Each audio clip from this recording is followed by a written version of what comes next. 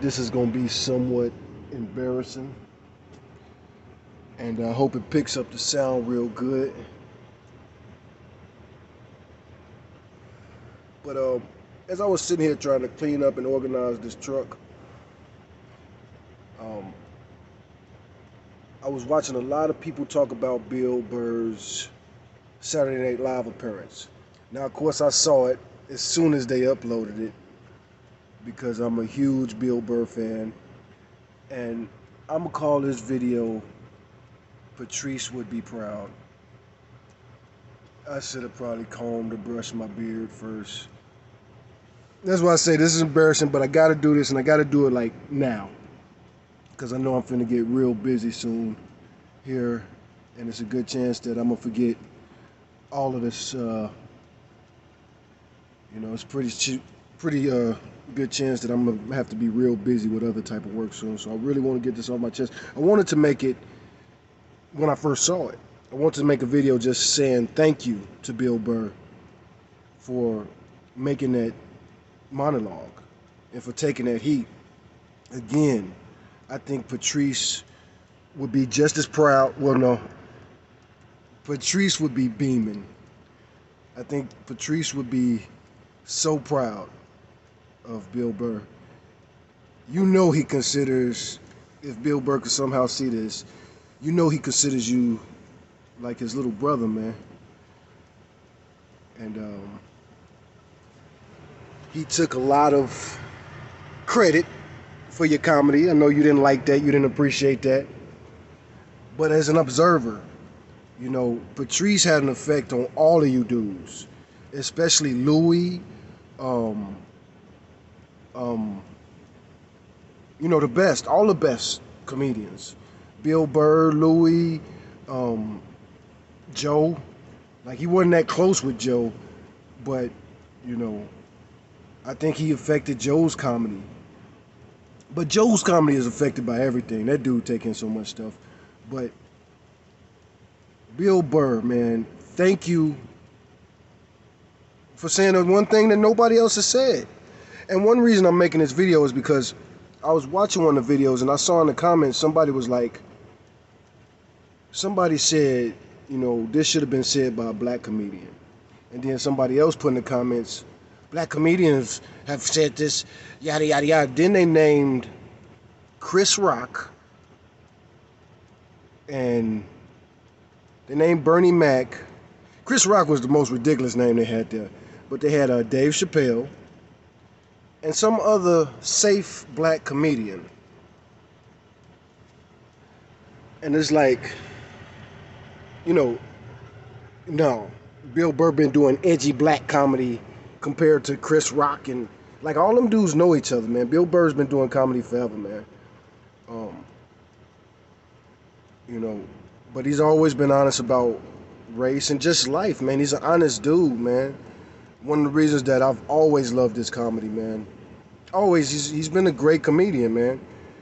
Back in the days, back when Patrice was still around, things was a little bit different, but, you go back like 15 years ago, if you was a real fan of comedy, you didn't really have a lot of comedy options. You had to, like, bootleg tapes and stuff like that, or go to these comedy clubs, like some venue goer. So for like real fans of comedy back in the day, it was hard on us. We had to get videos from video stores and stuff like that, and but these days, I don't think Patrice would be jealous at all of your success, Bill. Of course, if Patrice would have still been around, he'd probably be huge. He'd probably be the biggest comedian in the world. But I don't think he would be jealous if you passed him or surpassed him or anything. I think he really loved you, man. And again, like I say, I think he would be so proud and so grateful for you to speak up like this, man. And a lot of people, and that's something I was noticing too in the comments, a lot of people don't know who the hell Patrice O'Neal is. And they don't know that Patrice O'Neal, who was a good friend of a lot of these comedians, he has what he says and what I believe and what most of us believe, and it's never really been challenged. But we believe that he was a convicted of a rape charge when he was a juvenile, and he says it wasn't a rape. He says it was consensual. He actually told the whole story on the Opie and Anthony show years ago. Like, he knew he was real close to death at the time he told that story. But anyway, I'm currently fighting the case that I'm not guilty of. I've been fighting it for over 2 years. I have a conviction on my record that is something that I'm not guilty of. I actually have in this truck, in one of those legal boxes back here. I gotta find it, and I gotta start doing legal stuff, getting my legal stuff together. But I got a case in there, a real live case. They arrested me in Texas years ago, hindering. I can't even remember the charge, but they charged me with a felony, hit me with the repeater, and they offered me like $5 to $99 for a crime that never happened. Like, the details in that case, man, is crazy. And I really like Bill. Appreciate you, Bill, again, because everybody's out there talking all this Black Lives Matters and everything, and all these march and protest, but you don't see a lot of brothers that look like me out there. A lot of brothers who you could see the oppression on my face. You could see it in scars on my arms and my knuckles, and this has been a long life for me. And a lot of brothers. And I'm a truck driver. I'm in the back of an 18-wheeler right now, as a matter of fact. And I got my license 18 years ago. Became a truck driver. And I didn't really pay much attention to much stuff when I was much younger. I focused, but I didn't pay attention to my surroundings that much. One, I was nearsighted. But to drive these trucks, I got to wear glasses, and now I wear glasses and start driving these trucks. And I remember I left the trucking industry for a while, took a 5-year break, because it was just driving me crazy, man. Going to these truck stops, going to a restaurant, going country to country. Every one of these truckloads that I take somewhere, it ain't for me. Yeah, I make money, but I never was no real high mile money maker. I got my license when I was on parole. If I wanted to make more money, I would have to do something different besides this. I can't make the top money because of my record and everything. But I don't have convict tattooed on my forehead. So my juvenile delinquency can't explain the reason that sometimes I go into. It happened today. I almost caught it on camera. Walked into a truck stop today. I'm a trucker. Driving a truck.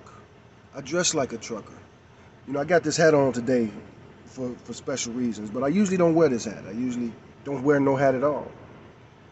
I'm usually blue collared, Dickies and steel toe boots and dirty Dickies. I'm a flatbed driver. We get pretty dirty at work.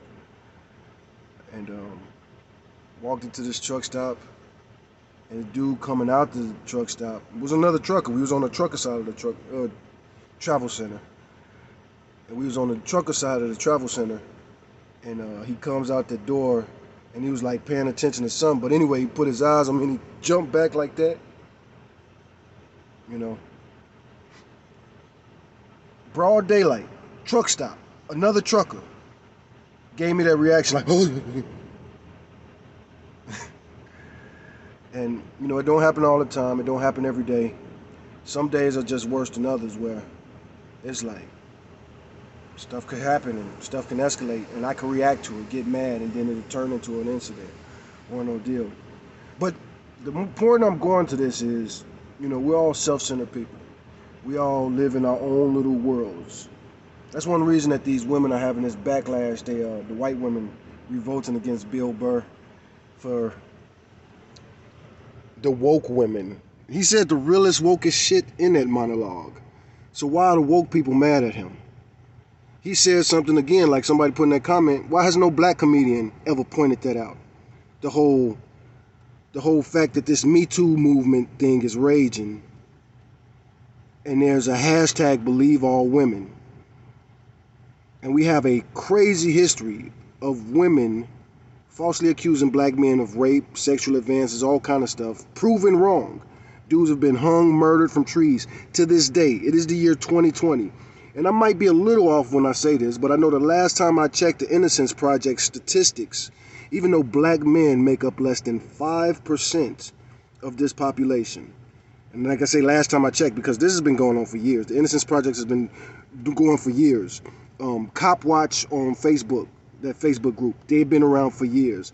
Like, a lot of this stuff has been around for years, and a lot of the stuff, you know, the best pro-black comedy since Patrice O'Neal died, but the best comedy as far as like being truthful about race has come from Louis C.K., who has been canceled. Isn't that funny? And now Bill Burr, who's also been canceled. And I'll even throw in Dane Cook there for that one joke he has back in the day about, you know, black baby boys are the most beautiful babies in the world. And they're so beautiful that he would like to adopt one day so he could be the father of a beautiful baby black boy. And he'll keep him till he's about 13 because that's when they start to get scary. When I first heard the joke, I couldn't laugh at it. It hit real hard to home. You know, it's real hard that not all of us, you know, all of us don't hit 13 and all of a sudden we're treated like all, what is that? Attention all cars, pay attention to that one. They talk about the prison, the school to prison pipeline. Well, most brothers aren't put on that. You know, it's only the brothers that they display what these other fools are encouraging people to, you know. You got these dudes online telling people to be more alpha, but that same behavior, if that same behavior is displayed from a young black male, this alpha behavior, those same dudes who teach this red pill stuff, if the behavior is coming from a black male that's straight, under the age of 21, it's thug behavior. But if it's coming from a middle-aged man, it's alpha. It's immature. It's immature. Having pissing contests at any age is immature. But I'll excuse the 15 and 16 and 17-year-olds, especially like the young gangbangers and stuff. You know, I have to excuse them. What other options do they have? You know, and then especially in the world where the same people who are calling them thugs, they turn on YouTube, and they might be having a problem with one of their girlfriends or something. They turn on a video for dating advice, and the dudes on the dating advice are telling these thugs that their behavior is what every woman desires and is attracted to. And, you know, I'm going to lose track because, again, it's so much. Like, you notice all these people ranting and raging. Donald Trump won the election. Who was out in the streets protesting? A bunch of college kids, suburban kids and all that. It wasn't brothers like me. Brothers who are convicts. Brothers who are blue-collar workers. Brothers who have dealt with homelessness, even though I've worked and paid taxes my whole life. My whole adult life. You know, Donald Trump is definitely good financially. But for guys like me, you know, I think he's probably following the Robert Kiyosaki playbook, you know, that old school capitalism playbook. Why do welfare? Welfare rewards those who behave bad and punishes those who behave well. It punishes good behavior. And that's what a lot of stuff in this system is. The bad behavior gets rewarded. And then people get mad when the bad behavior evolves or expands, takes over, whatever. But, you know, back to this Bill Burr thing. The whole, first of all, it was surprisingly Bill Burr. To be honest, while I was watching a little bit, I was watching it. It's so funny that other people had the reaction they had, because I watched it the first time and I was like, dang, Bill kind of scared of this Saturday Night Live crowd. Bill kind of like, you know, he didn't go in. It wasn't that what was that, London, where he did that last show? It wasn't that UK crowd.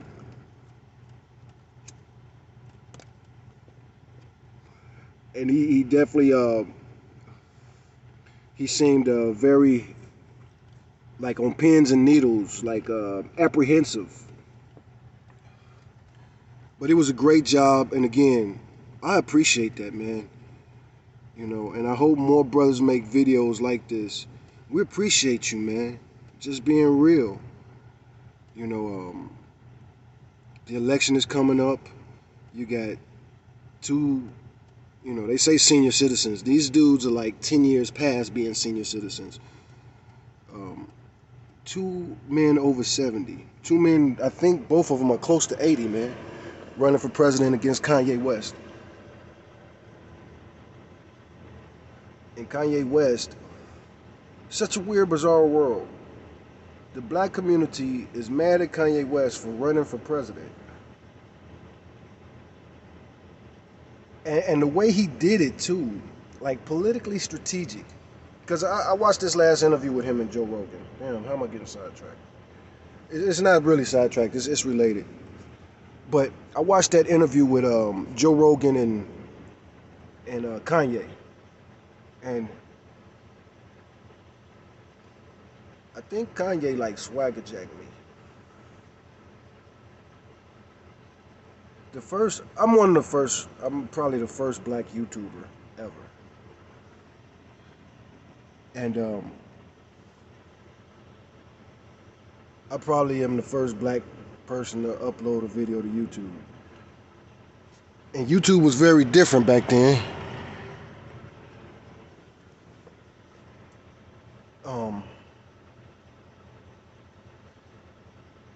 2006. Look at my channel, you'll see. What is it? This channel is 2006, I think. Pretty sure, yeah, 2006. So, but I never did much with this channel. I came to start doing YouTube in 2006. And I never was popular on YouTube. You know, people hated me. It's so funny, I hear people bitch about YouTube censoring me and YouTube hates me and YouTube algorithm. Here's the point I was gonna go with that. The first video I got in trouble on YouTube, I got channels deleted and videos deleted, but these were channels I was making for other people, other people's channels and stuff like that. But the first time one of my channels got in trouble was a video where I was making fun of Kanye West. I'm not gonna talk about the video because it is completely banned on YouTube. But I was like basically going in on Kanye West. And it was controversial, man. You know, I think, and I'm pretty sure it was the first time YouTube ever banned a video for the reason that they banned my video. They banned me a lot for this. A lot of times YouTube would ban me because of my titles. The titles of my videos. Or not ban me, but they would, you know, be very upset with me about the titles I gave to my video. And they was very upset about the Kanye West video that I had titled. But I was making fun of them. I was making fun of Beyonce and single ladies. And, you know, did this little bit about how can any straight man say Single Ladies was the greatest video of all time. That's the worst song ever. Oh, player hating song. If you like it, you should have put a ring on it. Again, male hating stuff. If I like it, I should put a ring on it. If I like it, I should put a ring on it, even though it doesn't love me back. It doesn't respect me enough. The very beginning of that song is like, I'm out at the club, we just broke up. I should have put a ring on the finger of a woman that went to the club immediately after breaking up with me. And this is one of the problems with America and how men are taught and how men are raised. And that's why when we have men like Bill Burr that push back against this ridiculousness, These women are complaining about abuse, and the only acceptable abuse is against straight men, mostly black men. I don't know if I mentioned this about the stat I was going with the Innocence Project earlier, but black men, 4 to 5% of the population, make, last time I checked, 65% of the whatever released because DNA proved that they didn't rape whoever they was accused of raping. 65%. Talk about numbers. Nobody talks about that. And that's why when somebody like, it's real disappointing how the black community didn't rush to Louis C.K.'s defense when he first got canceled.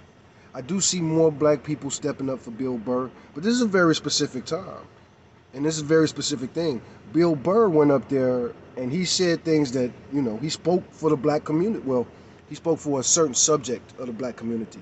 Those of us that are demonized, those of us that are seen as elephants in the room. I'm a little bitty dude. Not really, I'm like 6 foot tall, but I'm very skinny, man. I'm 150 pounds. People don't treat me like I'm 150 pounds.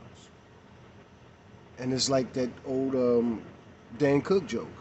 It's like, you hit that age, 10, 11, 12, 13, you're no longer a cute boy that society is like, halfway decent to, halfway caring about, halfway loving to. Now you're a threat.